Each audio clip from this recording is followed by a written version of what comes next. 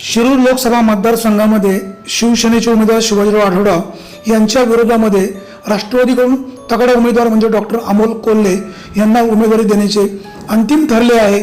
Doctor Amol Kolhe आणि शिवाजीराव आढळराव सामना अटीतटीचा होऊ शकतो। डॉक्टर अमोल कोल्हे यांची लोकप्रियता आणि खासदार शिवाजीराव आढळराव यांच्यामध्ये असलेला मीपणा याचा फायदा राष्ट्रवादी काँग्रेसला निश्चित होऊ शकतो। तथापि विलास लांडे यांची ऐनवेळी उमेदवारी काटल्यामुळे विलास लांडे समर्थक काय निर्णय घेत आहे हेही महत्त्वाचं ठरणार आहे।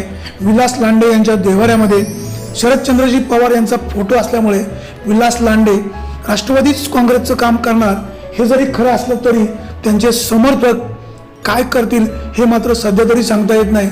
विलास लांडे यांच्या समर्थकांना गोंजारण्याचं काम खासदार शिवाजीराव आढळराव यांचे समर्थक करू शकतात। दरम्यान विलास लांडे यांना उमेदवारी मिळणार नसल्याचे जवळजवळ कन्फर्म झाले असल्यामुळे पालकमंत्री गिरीश बापट त्याचबरोबर शिवसेना पक्षप्रमुख उद्धव ठाकरे यांच्या मातुश्रीवरूनही विलास लांडे यांना फोन झाल्याचे समजते।